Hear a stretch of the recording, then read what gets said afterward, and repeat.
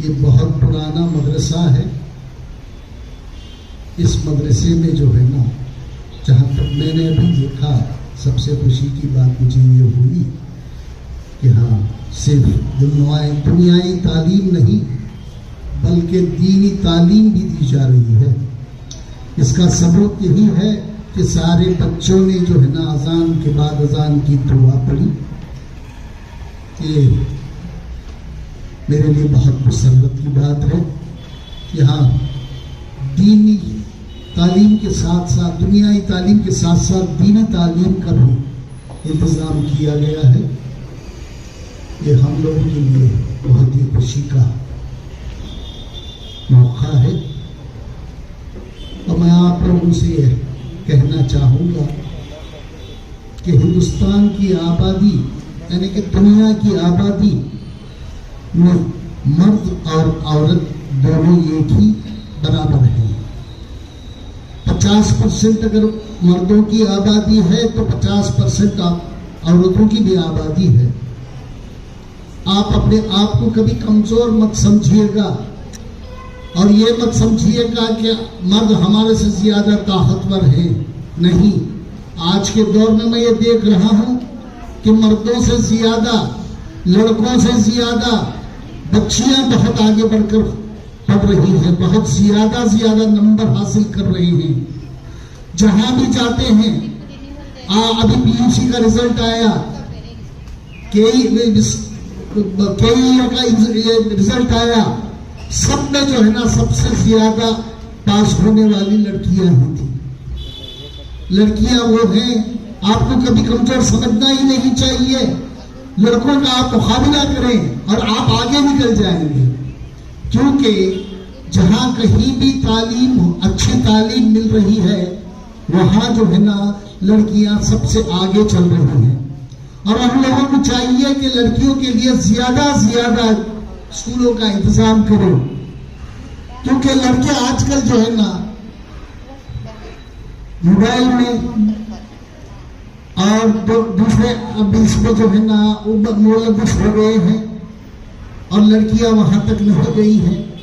लड़कियां अपने आप पे कंट्रोल में हैं और आगे बढ़ने की कोशिश कर रही हैं और कोशिश कामयाब भी हो रही है। देखिए, मैं ये बताना चाहूंगा कि अभी रहमतुल्लाह जी, फरीदा जी एक जिक्र कर रही थी एक कैप्टन का जिसने सिंदूर की कैप्टनशिप संभाली थी। उसी तरह जब आप तिरंगा लहराते हैं, जो हमारे हिंदुस्तान की शान है, वो तिरंगा बनाने वाली भी एक औरत थी। सुरैया तैयबा ने वो तिरंगा बनाया था। और हिंदुस्तान की दो अजीम शख्सियत, यानी कि हिंदुस्तान की सदर जमहूरिया दो औरतें रही हैं। हिंदुस्तान की पार्लियामेंट की स्पीकर 3 औरतें रही हैं और हिंदुस्तान की राज्यसभा की वाइस चेयरमैन 2 औरतें रही हैं। औरतें पीछे नहीं हैं। आप लोगों को सिर्फ मेहनत करके पढ़ना है।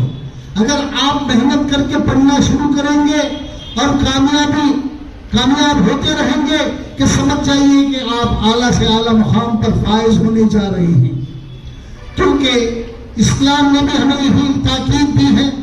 कुरान शरीफ में अगर ज्यादा से ज्यादा अगर किसी चीज पर जोर दिया गया है तो वो तालीम पर है।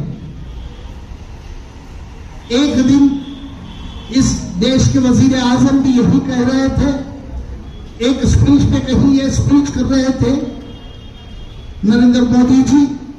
उन्होंने कुरान का जिक्र भी किया। कुरान के जिक्र में उन्होंने ये कहा कि मुझे जहां तक मालूम है, मैंने जहां तक सुना है, जहां तक मुझे बताया गया है, अगर कुरान शरीफ में किसी चीज पर ज्यादा जोर दिया गया है तो वो तालीम है। हमारे वजीर आजम ने भी इसको सुना है और पढ़ा है और इसको दोहराया भी है। इसलिए जब तक हम तालीम हासिल नहीं करेंगे, हम आगे नहीं बढ़ेंगे। हमें चाहिए कि अच्छी से अच्छी तालीम मुहैया करें। अच्छी से अच्छी तालीम सीखने के लिए हमें कोशिश करें। हमें ज्यादा से ज्यादा मेहनत करना है। अगर हम मेहनत करते हैं तो कामयाब भी इंशाअल्लाह अल्लाह ताला जरूर हमें कामयाब करेगा।